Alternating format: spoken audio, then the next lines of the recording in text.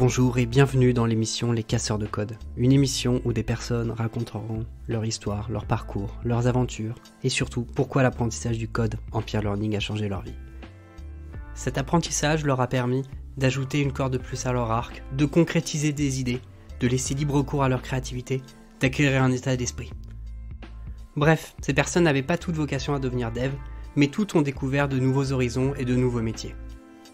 Le point commun de tout le monde interviewé est de prendre la compétence du code non pas comme une fin en soi, mais comme un outil. Comme dirait l'autre, code isn't the thing, it's the thing that gets us to the thing. Allez, passons à l'interview du jour. Bonsoir Paul. Salut Félix. Merci beaucoup d'être là ce mardi soir pour répondre à mes petites questions sur toi, ton profil, ton parcours, ton aventure. Avec grand plaisir, écoute. T'as fait THP il y a 3 ans. 3 ans pile poil même. Ouais, c'est vrai, ouais. Une fameuse promotion donc en 2018. Ouais. Vous étiez bien amusé. Une promotion printanière où il faisait un petit peu beau. Je pense qu'on y reviendra un petit peu sur l'ambiance qu'il y avait dans ta promo, peut-être les petites soirées apéro à la recyclerie qui étaient marrantes. Mais j'aime toujours commencer mes interviews par poser la question: qui étais-tu, Paul, il y a donc un peu plus de 3 ans? Pourquoi tu as fait THP ? Juste avant THP, j'étais un voyageur qui savait pas trop ce qu'il voulait faire à part continuer à voyager, et qui a toujours été un peu passionné de nouvelles technologies et donc par extension de code, qui baignait un peu dans ce milieu sans vraiment être vraiment dedans, quoi. Le code, ça a toujours été quelque chose qui gravitait autour de moi et j'avais envie de continuer à voyager, de peut-être vivre de ça. Et voilà, c'était quelque chose qui était assez loin de moi au final, mais qui était toujours un petit peu présent. J'étais pas vraiment dans ce monde-là, mais il était toujours autour de moi et j'y pensais beaucoup. Ok, donc en fait, ce que tu as fait, c'est que tu t'es dit, au cours de tes voyages, tu as rencontré des personnes qui avaient l'air d'avoir le vie un peu, si je puis me permettre, digital nomade. Exactement. Et ça t'a un peu inspiré de faire du code un peu autour du monde, c'est bien ça ? C'est ça, exactement, ouais. J'ai rencontré pas mal de personnes qui voyageaient et qui travaillaient en même temps. Où ça ? Beaucoup d'entre elles, alors c'était en Thaïlande, beaucoup, où j'ai vu pas mal de gens qui étaient posés dans une auberge de jeunesse, les pieds dans le sable, et qui avaient leur ordinateur, et pas mal d'entre eux faisaient du développement. J'ai beaucoup discuté avec ces personnes-là, j'ai rencontré des gens qui étaient assez inspirants sur ça. Je me suis dit, en fait, ça peut être un mode de vie qui me plairait et qui me rendrait heureux, quoi. Parce que t'avais envie peut-être de voir du nouveau paysage, ou c'était un peu le mode de vie digital nomade qui t'intéressait ? C'était le mode de vie de constamment voir des nouvelles choses, de rencontrer des nouvelles personnes, d'être dans des nouveaux endroits et en même temps être capable d'avoir une spécialité et quelque chose aussi un métier qui était actuel et qui avait un futur assez intéressant. Ok, donc tu voyageais. Et t'en étais où là d'ailleurs à ce moment-là dans ta carrière ? T'avais quel âge ? T'avais fait quoi comme travail ? 2018, je devais avoir 23 ans. J'avais fait pas mal d'études particulières et différentes en commençant. Donc, si je peux commencer maintenant, allez, vas-y. C'était de l'informatique au tout début, qui ne m'a pas vraiment plu. C'était de l'informatique dans une cave. Vraiment dans une cave, ennuyant, derrière mon ordinateur, les rideaux fermés. Donc ça m'a... Dans une cave, c'est-à-dire ? C'était vraiment sous terre, les rideaux fermés, et puis on voyait rien du tout, quoi. Vraiment, c'était dans le noir constant. Et il y avait cette volonté-là de voir un peu le jour et d'expérimenter des nouvelles choses. Donc je me suis dirigé vers STAPS, qui n'a rien à voir. Ah oui, informatique à STAPS, c'est... D'accord, ça n'a rien à voir. Et ce qui m'intéressait là-dedans, c'était les sciences humaines, les sciences tout court, et quelque chose de vraiment différent de ce que je faisais là à ce moment-là, donc l'informatique, de voir des nouvelles choses, de rencontrer des nouvelles personnes aussi, des nouveaux profils. Ça m'a beaucoup plu, mais je me suis rapidement ennuyé. Au bout de 3 ans, je me suis dit, en fait, c'est pas ça que je veux faire. Ce que je veux faire, c'est continuer dans la science et pousser plus loin les choses dans la science. Et j'ai fait un master en psychologie cognitive. Ouh, mais c'est un nom très stylé, ça. C'est les sciences du fonctionnement du cerveau, en gros. D'abord concentré sur le sport, et puis rapidement tourné vers mon amour de plusieurs années auparavant, les nouvelles technologies et l'informatique. vers un champ que maintenant que je connais, que je ne connaissais pas à l'époque, qui s'appelle l'expérience utilisateur et l'UX design, de manière générale. C'est hyper intéressant. C'est ça, je me suis Parce que tourné doucement vers ça. c'est assez complémentaire au code et on y reviendra, je pense, tout à l'heure un peu sur l'UX design, mais voilà. Donc tu t'es dit intéressé par les nouvelles technologies, tu viens de finir un master en psychologie cognitive. Psychologie cognitive. Et là tu te dis ok, la vie de digital nomade m'intéresse, je vais faire une formation qui s'appelle THP que j'ai vu un peu au hasard. Exactement. Et là bam, donc avril 2018, tu commences. Ça s'est passé comment ces 3 mois? Allez, entre nous, on s'est bien marré. Entre nous, c'était assez incroyable. C'était une formation qu'on m'avait conseillée et qui m'attirait beaucoup dans la manière de faire, d'être assez... à la fois d'être de qualité, mais aussi d'être assez familial et une volonté de bien faire les choses, d'un partage d'expérience aussi. Il y avait l'attrait de l'expérience plus que quelque chose de scolaire. Et en fait, c'est ce que ça a été.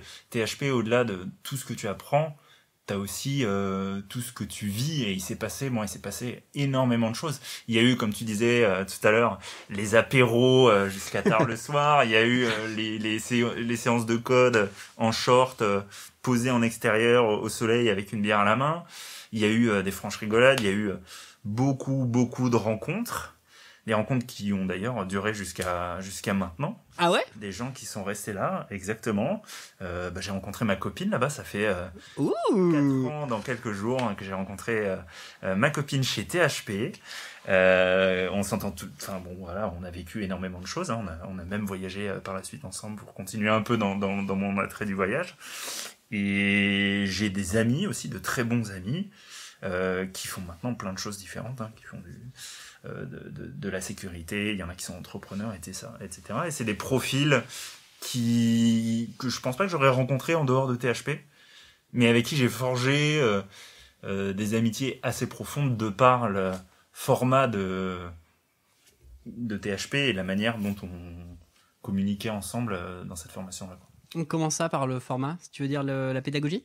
Exactement, ouais, la pédagogie, la manière qu'on avait de se corriger les uns les autres, par exemple, pour ne citer qu'un exemple, de l'entraide qui était quelque chose de primordial, le fait de devoir travailler ensemble aussi qui était quelque chose de primordial. Mine de rien, ça forge beaucoup d'amitié parce que tu es constamment en train de corriger des gens, d'apprendre des gens, et tu es à la fois le professeur et à la fois l'élève.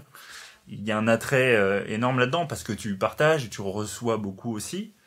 Et puis, il y a le fameux projet final qui est le projet final. Dans l'aventure. Ça s'est passé comment pour toi? Ça s'est très bien passé. Je pense que c'est un... Si je devais le remettre dans le cadre de mes études, c'était une des meilleures aventures que j'ai eues par rapport à ce point-là? études. Ouais, parce que... Bon, déjà, on va pas se mentir, il y a une bonne grosse partie de tes études qui est pas forcément folichonne et t'as pas forcément envie d'apprendre à ce moment-là, t'as envie de faire la fête. Et là, on arrivait à concilier un peu des deux. Ce projet final, donc, de 3 semaines, on a décidé de le faire tous ensemble dans un appartement, donc dans mon appartement. Tous ensemble, on était 5, 6, et on est tous restés pendant 3 semaines ensemble à coder, à réfléchir, à rire, à s'engueuler aussi parfois. Et franchement, c'était assez incroyable parce que c'est à ce moment-là où j'ai eu en fait des colloques pendant 3 semaines, tu vois, avec qui je travaillais certes, mais avec qui je partageais tout ce qui pouvait me passer par la tête. Et on a fait du sport ensemble, on a fait des apéros ensemble, on a fait des sorties ensemble, etc., etc. Et c'est ces gens-là aujourd'hui qui sont restés dans ma vie. Donc, enfin voilà, j'ai appris des compétences par rapport au code, mais j'ai aussi rencontré des personnes. Et en fait, ça c'est quelque chose qui a pas vraiment de prix au final, quoi. Je vais sortir peut-être un peu la phrase cliché. THP, c'est avant tout une aventure humaine. C'est avant tout une aventure humaine, mais c'est vrai, tu vois. Finalement, au-delà de toutes les compétences, parce que les compétences, on s'y attend, tu vois, quand on fait quelque chose comme ça. C'est ce que tu viens chercher. Et l'aventure humaine qu'il y a là-dedans, tu viens pas forcément la chercher et tu trouves quelque chose auquel tu t'attendais pas du tout, des gens auxquels tu t'attendais pas du tout non plus, qui vont devenir des gens importants. Finalement, tu vois, c'est des gens qui sont importants pour moi aujourd'hui, hein. Je parle pas uniquement de ma copine, mais je parle de Baptiste avec qui je m'entraîne tous les week-ends, on fait du sport ensemble. Ça fait pourtant 4 ans qu'on s'est rencontrés, tu vois, et c'est toujours quelqu'un qui est proche de moi et je le vois toutes les semaines, quoi. Oui, et en plus, c'est marrant parce que ce que tu disais tout à l'heure, c'était des gens que tu n'aurais pas rencontrés ailleurs. Parce que la formation, en fait, a plein de profils différents, c'est ça ? Il y a énormément de profils très variés, des gens qui viennent chercher des choses complètement différentes en allant dans cette formation-là. Et ce qui n'est pas forcément le cas d'une étude particulière, d'un lieu particulier ou d'une licence particulière, tu vois, où tu as des profils qui sont quand même assez semblables. Là, c'est des gens qui viennent chercher à apprendre à coder, qui viennent chercher à comprendre des développeurs, à monter leur entreprise, etc. Donc des profils vraiment très variés et qui ont chacun leur spécificité. Pas forcément des gens que tu croises dans la vie de tous les jours, tu vois. L'entrepreneur, tu vas pas le croiser quand tu fais comme moi un master de recherche en psychologie cognitive, tu vois. Ça n'arrivera pas. Et pourtant, là, chez THP, t'es capable de les rencontrer et d'être motivé aussi par ces gens-là, d'apprendre des nouvelles choses que tu n'aurais jamais soupçonnées, tu vois. Alors, je vais sortir une autre phrase cliché. On se rassemble tous autour du code. C'est ça, en fait, ouais, c'est ça, parce que, tu vois, depuis tout à l'heure, on parle de l'aventure humaine, on n'a même pas encore parlé tant de code que ça, mais au final, c'est un peu ce que c'est. THP, le code, c'est le moyen, c'est l'apprentissage, mais t'as tout ce qui gravite autour, et le code, il va être vecteur de frustration que tu vas pouvoir résoudre en mélangeant un peu ton cerveau avec celui des autres. Donc l'entraide, le code, il va créer des choses dont tu peux être fier et que tu vas pouvoir partager avec les gens. Il va te permettre d'apprendre des choses aux gens, que les gens t'apprennent des choses, etc., etc. Donc c'est vraiment l'outil qui t'enrichit toi-même, qui enrichit les autres, et du coup, à travers ça, qui fait une émulsion de contact avec les gens, et c'est vraiment ça qui est hyper intéressant, quoi.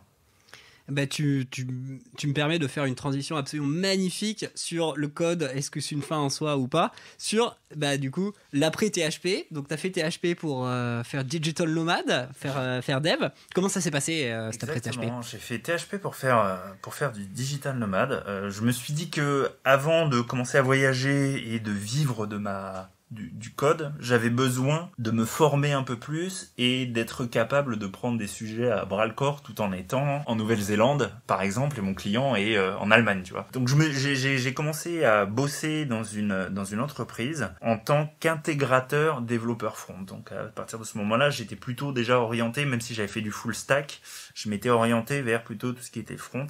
Donc front, c'est la partie visible du site internet, c'est ça ? Exactement, okay. C'est la partie visible du site internet, qui n'est pas donc tout ce qui est le système qui se passe derrière, mais plutôt ce que tu vas transmettre aux gens. Donc on revient un petit peu aussi à mes études qui s'appellent l'expérience utilisateur, donc la partie visible et que le site transmet à l'utilisateur. Et c'était vers ça que je voulais me diriger. Donc c'est ça que j'ai commencé à faire dans cette boîte-là. Donc ce qu'on appelle un développeur front, et parfois un intégrateur. J'ai bossé peut-être 6-7 mois là-dedans, avec grand intérêt. Et puis rapidement, je me suis dit, en fait, il y a quelque chose que j'aime bien aussi là-dedans, c'est la partie gérer un projet, prendre des directions, pouvoir donner des directions aux gens, donc un peu tout cet aspect gestion-là, mais toujours en gardant cette partie technologie. Donc dans la même boîte, j'ai évolué et je suis devenu product owner spécialisé en design. Donc j'avais à ma charge tous les projets qui étaient liés au design et je transmettais aux équipes front les directives sur ces projets-là. Donc en fait, ce que tu faisais, c'était si je peux me permettre, un chef de projet mais responsable du design, c'est bien ça ? Exactement, ouais, en charge du design. Voilà, donc ça a été ça pendant quelques temps. Et pourquoi faire ce passage du code au product owner ? Est-ce que c'était par passion ? Est-ce que c'était par volonté ? Est-ce que c'était par contrainte ? À l'époque, c'était plutôt par curiosité, je veux dire. Dans mes études, ça se ressent quand même pas mal. Je suis assez curieux et j'aime bien essayer de nouveaux trucs, tu vois.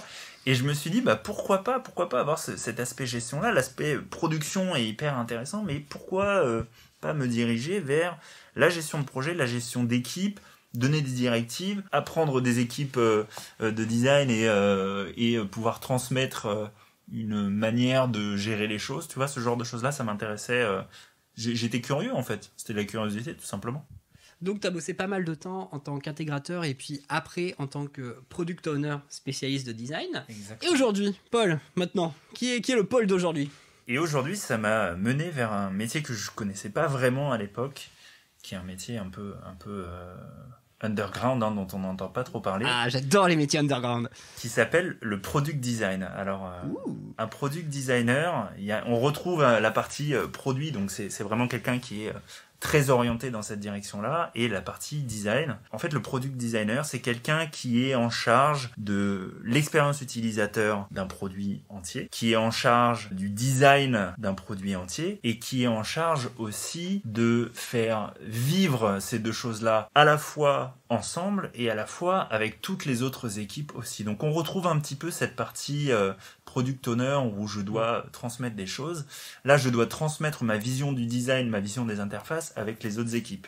Et je m'arrête pas uniquement à la production, mais je gère toujours des projets de design. J'ai en charge plusieurs produits et ces produits-là, c'est des produits qui doivent évoluer avec la vision de la boîte en termes de design, mais aussi avec la vision de toutes les autres équipes en fait, que ce soit les besoins en tant qu'équipe de code, mais aussi les besoins en tant qu'équipe de tout ce qui est l'aspect légal, etc. Donc je dois un peu concilier tout ça et faire que ça se rencontre et que ça se retrouve sur tous les produits de manière visuelle. Ok, tel que tu me racontes, c'est hyper inspirant. Et alors par contre, en termes de design, est-ce que c'est du design qui est plutôt, comme tu dis, visuel, ou c'est du design qui est plutôt ce que tu parlais tout à l'heure, la user experience?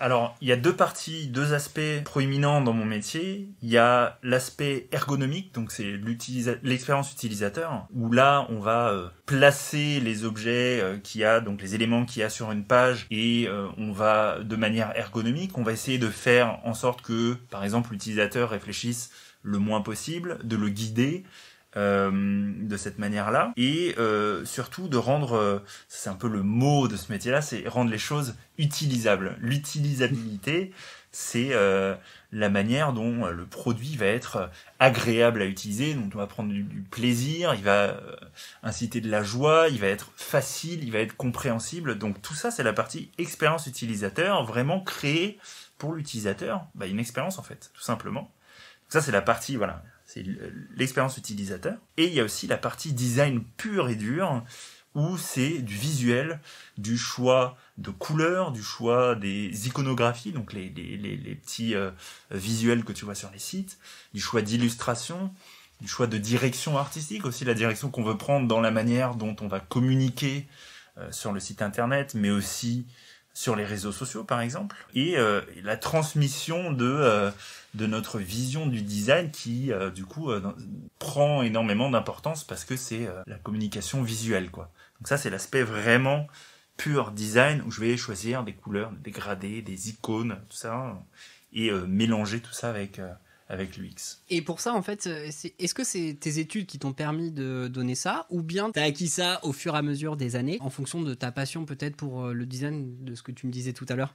La partie utilisateur et expérience utilisateur, c'est une rémanence de mes études, dans laquelle j'ai fait des études sur l'ergonomie, la manière dont le cerveau humain conçoit les choses et les comprend. Ça, c'est ce qui m'a beaucoup orienté vers l'expérience utilisateur. Et la partie design visuel, ça vient tout simplement de mon expérience personnelle à moi et de ma volonté, et aussi de mon passé en tant que... Enfin, mon passé, je dis ça comme si ça avait 10 ans, mais des expériences que j'ai eues en tant qu'intégrateur, en tant que développeur, où je devais créer des choses qui visuellement avaient de l'attirance. Et voilà, c'est un peu un mélange de tout ça, et puis de mon appétence aussi pour cet aspect visuel que j'ai travaillé moi tout seul de mon côté, mais aussi lorsque je crée des projets en tant qu'intégrateur et en tant que développeur. Donc c'est un peu ça vient à la fois d'une partie de mes études et aussi une partie des choses que j'ai créées et qui sont venues. Mais déjà je m'en souviens même quand j'avais fait chez THP, j'avais déjà envie de créer quelque chose de visuel, et c'était la naissance de ce que je fais maintenant, où je rendais mes idées, je les rendais visuelles. C'était à l'époque à travers le code, et maintenant c'est à travers des logiciels de PAO, enfin de programmation assistée par ordinateur, où je rends les choses visuellement pour pouvoir les intégrer plus tard. Et d'ailleurs, en quoi le code, est-ce que le code c'est important pour ce genre de métier?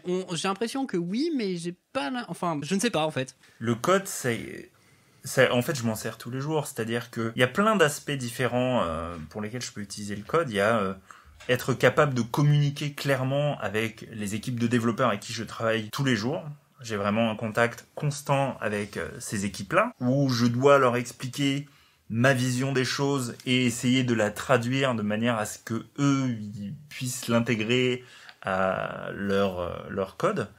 Il y a aussi ma culture personnelle et du coup, quand je travaille sur des designs, je suis obligé de prendre en compte que derrière, il va y avoir une équipe qui va devoir rendre ça fonctionnel. Et donc, du coup, je dois penser à tout ça. Je peux pas inventer des choses incroyables qui seraient impossibles à mettre. Et c'est souvent un peu le problème du designer quand il part un peu loin. Le développeur derrière, il s'en mord les doigts parce que c'est compliqué. Et moi, en fait, j'ai une approche très terre à terre par rapport à ça parce que je sais ce qu'a vécu. Je l'ai vécu, moi, en tant que développeur et intégrateur, ce que le développeur vit derrière si on lui donne des choses trop complexes. Et donc, c'est dans ma réflexion constante en termes de design, tout simplement parce que comme ça, je sais, en fait, ce qui se fait sur Internet. Je sais comment les technologies évoluent. Je sais ce que les technologies proposent. Et ça, je peux le prendre en compte à la fois dans l'aspect de mon travail qui est design, mais aussi à la fois dans ce qui est expérience utilisateur, parce que je comprends le code, je comprends ce qu'il y a derrière le site. Donc, je peux faire en sorte que l'utilisateur, ce qu'il voit, ça corresponde à ce qu'il va vivre à travers le site, parce que la technologie le permet, parce que telle ou telle chose. D'accord, c'est hyper clair. Et il y a 3 ans, tu as fait THP pour être digital nomade, et maintenant tu es actuellement sur Paris. Est-ce que c'est un projet qui a été reporté ? Est-ce que c'est un projet qui a été annulé ? Est-ce que tu as encore envie de vivre ton rêve de digital nomade ? C'est jamais vraiment parti, oui. C'est quelque chose qui a été présent, et comme je te l'ai dit tout à l'heure, ça a été un besoin de me former peut-être plus dans ces métiers-là qu'on pouvait faire à distance, parce que je voulais être sûr de moi, je voulais être sûr de pouvoir en vivre, de gérer des gros projets à distance. C'est quelque chose qui est toujours extrêmement présent, c'est quelque chose que je vais réaliser plus tard, c'est sûr, qui est toujours dans ma tête. Et là, j'ai enfin trouvé un peu ce que je voulais vraiment faire, c'est-à-dire toujours avoir cet aspect du code dans mon milieu du travail, mais sans vraiment mettre les mains dedans. Je sais pas si tu vois ce que je veux dire, sans vraiment rentrer dedans. C'est-à-dire que je l'ai, il est là, je communique là-dessus, je me forme toujours moi personnellement, mais j'en ai pas besoin au jour le jour, de manière vraiment pratique, quoi. Je n'écris plus de lignes de code. Mais cet aspect-là, il est toujours là. L'aspect design chez moi, il est en train de grandir et je suis en train de devenir un vrai product designer qui fait du design, etc., qui est capable maintenant de prendre des projets lourds, qui est capable de créer tout seul et de gérer des projets. Et je pense que, à terme, mon expérience que j'ai actuellement de pas nomade, de sédentaire, de digital sédentaire, tu vois, et elle va me servir pour faire ce que je fais là maintenant, et juste le faire à distance avec un ordinateur, pouvoir gérer mes projets, pouvoir rassurer mes clients. C'est toujours un projet qui est là, c'est toujours un projet qui existe, que j'ai pas abandonné, mais pour lequel j'ai besoin d'être certain de ce que je fais, tu vois, et pouvoir débarquer dans des boîtes au fin fond de la Malaisie et de dire, en fait, ça, je peux le faire pour vous. J'ai les compétences là-dedans et je vais le faire pour vous. Sauf que je vais voyager en même temps. Et ça existe toujours, c'est toujours présent. C'est toujours plus qu'une envie, c'est un besoin aussi. Moi, j'ai toujours eu besoin de voyager. Ça a commencé, mon appétence pour tout ça, ça vient de là. Ça vient du voyage et du fait de vouloir être digital nomade et c'est resté, ouais. C'est toujours présent. Et as-tu un conseil à donner aux futurs digital nomades qui pourraient t'écouter, ou aux futures personnes qui pourraient t'écouter? Moi, je pense qu'il faut pas hésiter à se lancer et à prendre des risques dans les choses qui nous font rêver dans ce sens-là, parce que c'est quand même hyper important de réaliser ce qu'on a vraiment envie de faire profondément. Et là, moi, actuellement, même si je ne suis pas digital nomade, j'ai toujours ce rêve-là, j'ai toujours envie de continuer là-dedans, et c'est toujours quelque chose qui reste, et je pense que c'est important de le garder. Même si c'est pour plus tard, même si c'est pas réalisable maintenant, il faut avoir un but, une direction, et se dire, ok, ça je vais le faire, quoi qu'il arrive, à un moment ou un autre, ça va arriver, je me donne les moyens pour le faire, je travaille pour ça, j'apprends pour ça, je me loupe pour ça aussi, j'essaye des métiers qui sont pas du tout ce que je veux faire au final, ou qui sont plus trop ce que je veux faire, j'ai fait product owner, je pense pas que j'en referai encore, j'apprends un peu tout, un peu partout, je me forge moi-même, et je me dirige toujours vers ce que je veux faire. Et ça, je pense que c'est important, tu vois, de garder une direction et un sens vers ce qu'on a envie de faire, quoi. Eh bien, parfait. Sur ces belles paroles, je vais te remercier d'avoir pris le temps de me raconter ton parcours, ton aventure, ta vie. Merci beaucoup, Paul. Merci beaucoup, Félix. Et puis, on se voit la prochaine fois. À bientôt. C'est la fin de cette émission. Merci beaucoup à notre invité de nous avoir partagé ces moments humains. Nous vous retrouverons la semaine prochaine pour une autre histoire, un autre parcours. Je vous souhaite une délicieuse semaine et d'ici là,